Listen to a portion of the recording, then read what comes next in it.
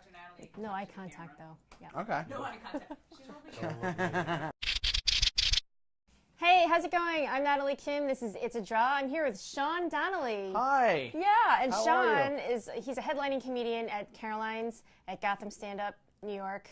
Letterman, he's the new face of Montreal. We are really excited to have you here. It's so funny how you said that. You're like, I feel like that's an ad campaign. You just said it like, you're like, he's the new face of Montreal. That's what it was, though. It was not, yeah, but I'm just saying that you made it sound like it was a perfume ad or something. Here's this guy, like he's L'Oreal. whatever. He's the new here. face of L'Oreal. He has a beard, he's wearing plaid. He's all right. He just wandered in. Here we are. These are from our folks on social media. Oh, social media. I know what that is. You ready? This is how before I eat a steak, I go like this, and before I pick stuff from my Mr. hat, I go Burns like fingers. this. Yeah, Mr. Burns. Ooh. Susan Lee. Susan Lee, hot ice. That's what it says. Hot ice. Susan Lee, hot ice. So Susan Lee, yours got picked, Susan Lee. Susan You did Lee. it. You're famous, Susan. Aren't you excited? 3, 2, 1, draw. It's been the best year I've had all of my comedy years. It's been great. So I went like a bunch of things that you mentioned. So I did Letterman in Montreal, and I did a show on Comedy Central. So it was all those were a lot of fun. Yeah, how was doing Letterman? It was surreal because it's like one of those things that when you You start. wore a suit. It was. I wore a suit, and a lot of people. That's the first thing they tell me. They're like, "Oh my God, you're wearing a suit! It was amazing." 'Cause no, I don't think anybody ever, except for like my mother, has seen me in a suit. Like it's weird because people aren't used to me like that. So yeah, I bought the suit for the show. Like I didn't have a you suit. did? Yeah. I had a suit that like I think I got too fat for or something, so I had to go buy a new suit. And it was a nice suit, but one thing is I'm so lazy with stuff that like bought the suit, went to like Men's Warehouse or something, bought the suit. Then they're like, "All right, pick it up in 2 days." So I picked it up, put it on the back of my door. Wasn't gonna like didn't bother trying it on at home. I'm like, I tried it on the store, I'm good. 2 days before I'm supposed to do it, no. I'm like, oh, you know what? My wife is like, go try it on. This is Try like it a on wedding just day in for case." you. Yeah, Yeah. exactly. It's a huge deal. I tried it on. They gave me the wrong suit. It was like flood It's for an pants on Asian the man. suit. Yeah, it was. It was like a little guy's suit. Yeah, exactly. So I was freaking out, and then I called them up. I'm like, "Do you have my suit?" And they're like, The "Yes."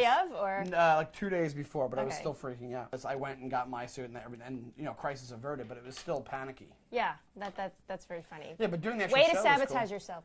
I know, exactly. But That's the show was exactly it. amazing? The show was absolutely amazing, and the only time, a lot of people ask me if you get to meet him, and the only time you get to meet him is when he's on stage with you. So he comes on stage, he goes, and he's very nice. He comes over, "Hey, that was great, blah, blah, blah, blah," and then he's like, "Okay, that's enough." I was like really nervous, like before it, and then once I got on the stage, I don't know if you know this, a lot of people know this, but they keep that stage cold. They I don't keep know it why like I knew 60, that. They keep it 60 degrees so people stay alert. And I got to tell you, it worked because I was kind of nervous. I was like feeling weird. And then once you get down on the stage, I was like totally alert. And I just wanted to go out and do it. Hot ice! Hot ice, exactly. Hot ice! That's how I felt. I felt like hot ice. Susan Lee. Susan Lee, hot ice. What is hot ice, Susan Lee? Melted ice? Come on, Susan. Was that the name of your girls group from the 90s? She's going to love this. You said you grew up in Long Island? I grew up in Long Island. I grew up right near Queens, the border of Nassau County and Queens. That was funny. How was that? I grew up in Long Island. It sucked. It was. Oh, did you? Yeah. Where'd you grow up? Suffolk County, Center Reach. Okay. Yeah. No offense. I grew up. It was fine. It was fine, but I always enjoyed going to the city. I'm not like my sister loves Long Island. She'll be there till she dies probably. She loves it. She loves it. Garden City I to just this get day? bored. Garden City. No, she lives in Mineola, which is right Yeah. near Garden City. If you're wondering. And They were. they were wondering. It was fine. It was cool. I had a normal upbringing and I had a normal childhood. It's just that if I lived there now, I would just be bored. Why did your parents have your name on your clothes? Oh, I don't know. I have no idea. I guess my mom thought it was cute.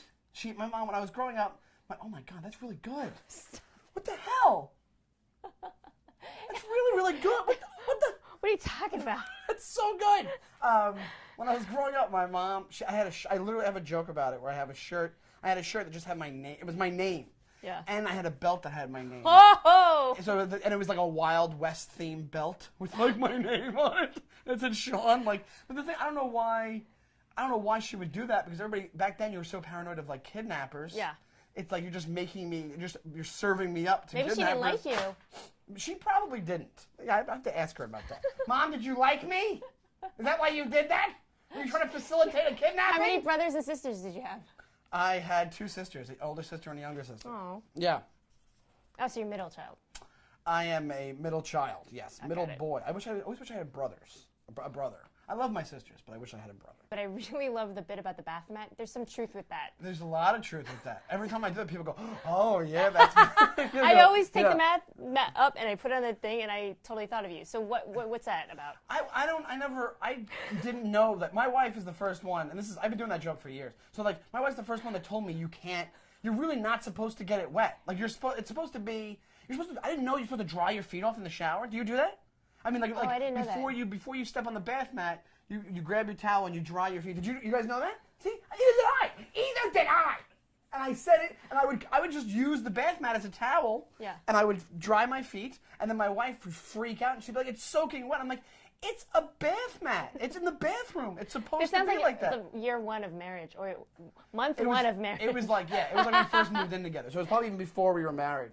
But like, it was one of those things that you're like, why? Logically, this should be able to get as wet as possible. Right. It should be able to get soaking wet, the bath mat. But so then she yells at me all the time about it. Now I do a joke. And so what is it? What's off limits when your wife is like, okay, we're having a fight. You're not going to use this, right? Off limits? Nothing. She's actually cool with most. I think I can probably not do anything. The only thing I wouldn't do is probably like I have sex jokes, but about us, but they're very tame. Right. I think if I got really blue with the sex jokes, right. if I was really describing something really, really personal about our sex life, I think that's when she would just get really embarrassed. Yeah, and be like, no, please don't do that. Especially if I have a sex joke about her. And like the first time her parents saw it, she's like, my parents are coming to the show and they're gonna see that joke. I'm like, well, I gotta do it. I'm sorry, I can't. You can't stifle my creativity. You can't stifle my creativity, What are you gonna do? Tell me not to do jokes? Was that before Your or parents are after gonna censor marriage? me? What? Was that before or after marriage? That was that might have been after marriage. It might be either right before or right when we got married. That was pretty funny. But yeah. So yeah, she's awesome with that stuff. She's an actress. Yes. So she understands like when I go out and do shows, and she understands like, hey, she even said, she goes, hey, if you want to goof on me as much as you want. I don't care. Like she was like cool with it. But most of the jokes I have about her are goofing on me more. Yes, make her look good. Yeah, That's, exactly. What a good husband. Oh, very nice. Trained well. Yeah. Let me see. What do you love about Murder, She Wrote? What don't I love about Murder, She Wrote? How about that? Susan Lee. How about that? You ever see the show? It's amazing. It's hot ice. Angela Lansbury is still alive, right? Yeah, she is still alive. She's brilliant. And do you know who originally was supposed to get that role? No, and turn tell it me, down? tell me. Edith Bunker from All in the Family. She would have been great too. She would have been great. Yeah. She actually would have been really great at it. But Angela Lansbury, every time she sees Edith Bunker, whatever, Jean Stapleton, who actually is dead now, but every time she would see her, she would thank her for the role because Angela Lansbury wouldn't have gotten it. It's very nostalgic. It like reminds me of my like grandmother and stuff like that. So like that's why I love it, and it's very comforting to watch that. I think because I'm getting very deep here. Yes, I'm gonna cry. And it's very comforting to watch it to me. That's why I like it a lot. But I also like the show, and I like mysteries. I like the mystery. It's a mystery. I like the mystery aspect to it and stuff like that. She solves it every time. She solves it every time. Yeah. And they had to like. It's so funny because they had to like get more creative. They had to like what you call it. They had to get more creative with how. Because the thing is that you can't have her in one spot. And then all these murders. Basically, that town that she lives in became like the murder capital of the world. It's sketchy. So they had to be like, hey, how else can we get you out there to solve these murders? So they had it where she would go visit her nephew. She had so much family that she would just go visit. And every time she'd be there, basically the logical explanation for every murder should have been Angela Lansbury murdered the person. Because everywhere she would go, a murder would happen. Yeah, or she's bad luck. Or she's on a bus, and somebody gets murdered on a bus, and they have to figure it out, and they're reined in and stuff, which is a really great episode. So your voice is very distinct. Oh, thank you. Do you use that to your advantage, like with your? Oh, thank you so much. That's what you mean, that part of my voice? Can you say Batman? Can you say that? What, Beth Matt? No. No. Abbott and Costello. Hey, Abbott! Like that. Did you walk around the house when you were little and say that? No, but I loved Abbott and Costello. Yeah, I do have a distinctive voice. Yeah. But then I'll go in for like voiceover auditions. Yeah. And they're like, yeah, don't. like when they're like, oh, you're excited about this, and I'm like, okay, and they're like, no, you're not that excited about it. Like, don't go really high. Like they're constantly being like, no, not as high as you're going, like whatever. I'm like, that's my voice. When I'm excited, I get very high. I get my voice gets very high. Not me. He gets not very me. high. I don't smoke a lot of weed when I get very high. Yeah. I run a show of my own in Brooklyn, Oh. which you can check out, Susan Lee, if you can get off your ass and not just keep putting in suggestions for these things. And She actually, can't. Yeah, you can. If you can stop and you want to go enjoy something, Susan, you go to Brooklyn and you go to Alligator Lounge in Oh. Brooklyn. Yeah. What- Free pizza, Susan. Hot pizza. That makes sense. Not hot ice. Okay, Susan. We do Tuesday at 9:30. Okay, every Tuesday? Every Tuesday, yeah. I run it with a few friends of mine. Kevin McCaffrey, I don't know if you know him. He just on Letterman. Yes, he He's was. a friend of my friends. Oh yeah, he's one of my buddies, one of my good buddies. Did you ever do the Whim then? Okay. I do Whim, yeah. Now I we're did. dropping names and now being we're going thick. very inside baseball, folks. You have to live within Do you 30 know- blocks of this place to know what we're talking about. Stop, right. Do you know Fred? Yeah, so I run it with a bunch of my friends, and it's in the back of this bar that has free pizza with every beer, which is pretty cool. They have a lot of those in the city. Yeah. And we've been doing it for like a couple of years. It's a good show. I have my own podcast. Oh. It's called My Dumb Friends. Can I plug my podcast? Of course. My Dumb Friends. Please check it out. It's on iTunes and the All Things Comedy Network, which is Bill Burr's podcast network. Name drop. What? Bill Burr. Have you heard of him? Holla. He's hot ice. Oh. I kind of went the reverse of what a lot of comics do. So I stayed in the city. I performed a lot in the city and locally, and then got a couple credits, and now I'm hoping to get more road stuff. Yeah, I you're kinda doing did the I did opposite. the opposite. You're like a ninja. I'm like a ninja. An Irish ninja. I'm a comedy ninja. An Irish ninja. Exactly. No, I think it's good to go against the grain and try to figure it out yourself, because it's easy for people to tell you what you need to do. Yeah. Oh, yeah. Totally. It's good to go against the grain. It's the type of thing where I just want to get as experienced as you can. Like I just want to get as funny as I can, and just be able to do those longer sets and get comfortable headlining and all that kind of stuff. What's your favorite place to aside from Alligator Room to go up? And My why? favorite place in the city, like club wise, or like independent show wise. Oh, Does that matter? club-wise. Club-wise, I like the Stand a lot. The Oh, yeah, Stand, yeah. you know the Stand? Very nice, yes. And I like this place, Stand Up New York, is really good. It's on the Upper West Side. Okay. Really good club. And they're both really great clubs. And then independent show-wise, at UCB, there's a show called Whiplash. Uh-huh. And it's a really good show. It's Mondays. It's a free show, Mondays at 11. This is a very New York web series, right? It's national, Oh, international. it's national. Yeah, international. Yeah. Universe. Yeah, if you're ever in New York, go to Whiplash on Mondays at 11. But it's actually a cool show because they'll have like tons of famous drop-ins. Like Louis C.K. will do it, and they've Who's had like that? Jeff Garland and stuff like Wow. that. And they have like they almost got Larry David, I think, once. They almost got him to do it, I think. I'm not sure if he actually did or not, but The idea of a depressed comedian, is that a myth or is that? no. No, here's the thing. I think what happens is there's lots of depressed comedians, and I get depressed myself. Who doesn't? Sure. You know what I'm saying? And I think the different parts of this business can make you depressed because there's so much. There's like rejection, and there's like a lot of jealousy that goes on with it. And stuff No. Like that. Yes. And what you call it? So basically, there's that. But I'm generally a happy person. And I think that's rare for comedy. One of my favorite things ever is that.